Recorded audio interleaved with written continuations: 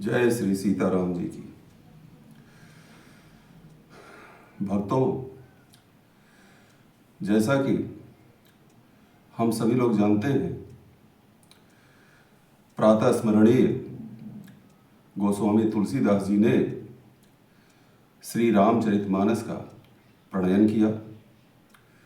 उस रामचरितमानस में गोस्वामी जी ने सबसे पहले बाल कांड के ही प्रारंभ में उन्होंने स्वस्ति वाचन या मंगलाचरण में उन्होंने सबसे पहले लिखा, श्री गणेशाय नमः, श्री जानकी वल्लभो विजयते, रामचरितमानस प्रथम सोपान।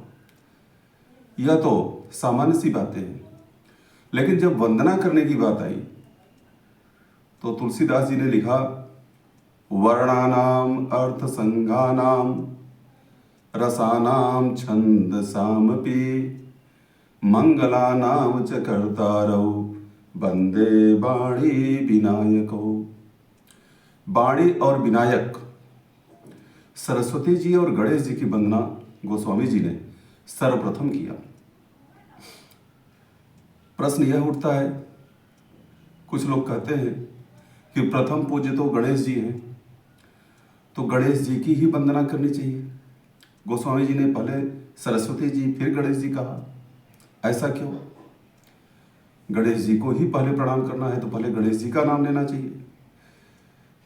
बात यह है कि गणेश जी तो प्रथम पूज्य हैं, लेकिन यह ज्ञान हमें आया कहां से?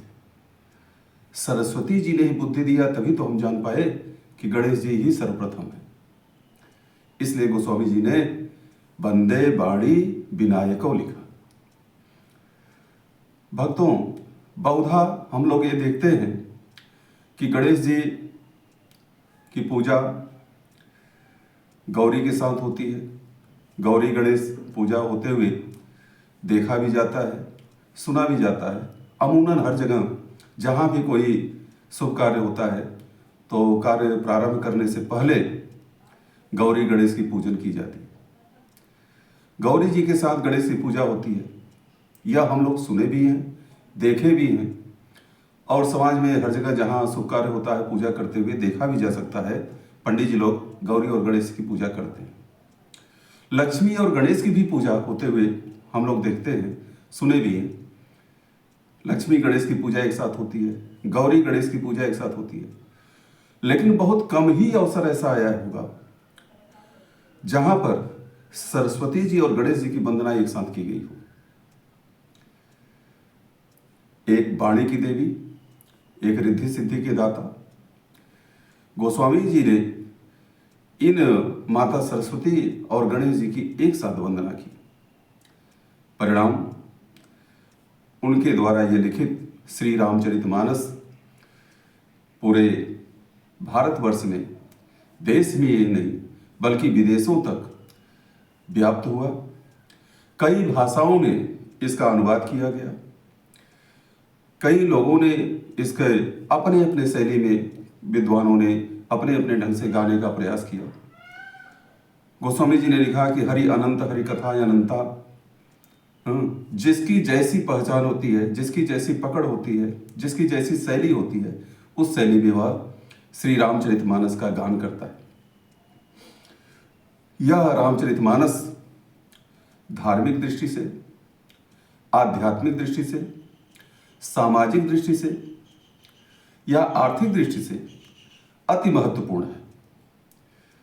गोस्वामी जी का यह रचित मानस विश्व के जितने भी धर्म ग्रंथ हैं सबसे श्रेष्ठ और सर्वोपरि है। मनुष्य के लिए यह प्रेरणा स्रोत है, मानव जाति का मार्गदर्शन करता है। जीवन की कोई ऐसी समस्या नहीं है जिसका समाधान इस मानस में न किया गया हो। गोस्वामी जी कहते हैं कि वाणी और बुद्धि दोनों सही रहे तो व्यक्ति जो है लोक कल्याण की बातें करता है। आपने सुना होगा रामकृष्ण परमहंस, स्वामी रामकृष्ण परमहंस जो बहुत बड़े संत थे, उनके पास ज्ञान तो बहुत था, लेकिन वाणी उतनी प्रभावशाली नहीं थी। इसलिए उनका ज्ञान समाज में, संसार में हर जगह फैल नहीं पाता था। जब विवेकानंद और रामकृष्ण परमहंस का संयोग बना, विवेकानंद जी रामकृष्ण परमहंस के शिष्य बने, ऐसे समय में गुरु का ज्ञान और शिष्य की वाणी देश ही नहीं बल्कि विदेशों में भी व्याप्त हो गई। विवेकानंद को कौन नहीं जानता है, रामकृष्ण परमहंस को कौन नहीं जानता है। तो मेरे कहने का मतलब यह है कि वाणी और बुद्धि दोनों की वंदना करके ही व्यक्ति अपने विवेक का, अपने अच्छे कर्मों का उदय कर सकता है या अपने अंतःकरण को शुद्ध कर सकता है। गोस्वामी तुलसीदास जी ने इस रामचरितमानस में गणेश जी और सरस्वती जी की वंदना करके यही बताया है कि बुद्धि, विवेक, यह सब माता सरस्वती के कृपा से ही अग्रसर होता है, आगे बढ़ता है और व्यक्ति अच्छे बुरे का ज्ञान प्राप्त करता है। रामचरितमानस संसार में सभी मनुष्यों के प्रेरणा स्रोत के साथ साथ उनका पथ प्रदर्शक भी है। गोस्वामी जी ने उस रामचरितमानस में यह दिखाया कि एक राजा को कैसा होना चाहिए, एक पिता को कैसा होना चाहिए, मां को कैसा होना चाहिए, भाई का धर्म क्या है, पत्नी का धर्म क्या है, मित्र का धर्म क्या है। उन सभी चीजों पर प्रकाश डाले जो कि संसार में मनुष्य के सामने आ सकता है। महाराज दशरथ राजा जो कि अपने दायित्व का निर्वाह करने के लिए अपने पुत्र श्री रामचंद्र जी का राज्याभिषेक करना चाहते हैं, यह परंपरा थी। उसमें तुलसीदास जी ने भी लिखा है, चौथे पन नृप कानन जाई, माने चौथा पन जब आता है तो राजा को अपने पुत्र को जिम्मेदारी दे करके जंगल में जाकर एकांतवास करते हुए परमपिता परमात्मा की आराधना करनी चाहिए। यही सोच करके महाराज दशरथ ने यह विचार किया, लेकिन रघुवंशी राजा दशरथ जी के सामने यह समस्या आई जब वचन निर्वाह की बात माता कैकेयी ने उन्हें याद दिलाया 2 वचनों का, और उन वचनों में भरत जी को राज्याभिषेक और राम जी को 14 वर्षों का वनवास मांगा।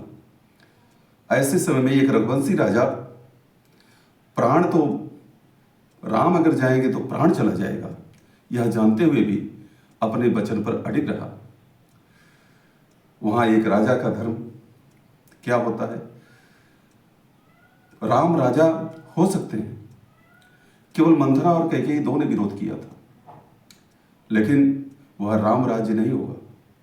राम राज्य तब होगा जब सभी लोग एक मत से राम जी को राजा मानते हो। इसलिए वहां पर महाराज दशरथ ने अपने वचन का पालन किया। एक पिता कैसा होना चाहिए कि पुत्र के वियोग में पिता छटपटाकर अपने प्राण त्याग देता है, और पुत्र ऐसा कि दशरथ जी ने अपने मुंह से एक बार भी नहीं कहा कि राम तुम्हें वनवास जाना है, लेकिन पिता की समस्याओं को शब्दों द्वारा न कहने पर भी समझ करके भगवान श्री रामचंद्र जी ने प्रसन्नता से गृह त्याग किया। भाई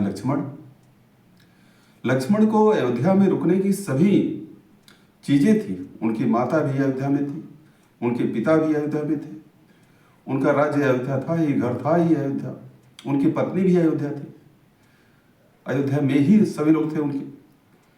लेकिन लक्ष्मण जी ने वहां पर श्री राम जी का वर्ण किया। बिना कुछ सोचे समझे उन्होंने राम जी के चरणों में अपने आप को समर्पित करते हुए उनके साथ साथ पीछे पीछे वन में गए। एक भाई का प्रेम क्या होता है, लक्ष्मण द्वारा सीखा जा सकता है, भरत जी द्वारा सीखा जा सकता है। खैर भरत तो बहुत बड़े संत हैं, उनके विषय में अगर चर्चा की जाए तो शब्द कम पड़ जाएंगे। पत्नी कैसी कि पति को वनवास हुआ और पत्नी स्वेच्छा से सब कुछ छोड़ करके, राजमहल का परित्याग करके एक वनवासी बने हुए पति के साथ पीछे पीछे अनुगमन करती है। यह समाज को एक संदेश देती है। समाज इसको अपने अंदर स्वीकार कर सकता है कि जब पति पर कोई मुसीबत आए तो पत्नी को भी अपने सुख सुविधाओं को छोड़ करके पति के साथ रहना चाहिए। इस सीता जी के जीवन से हमें सीखने को मिलता है।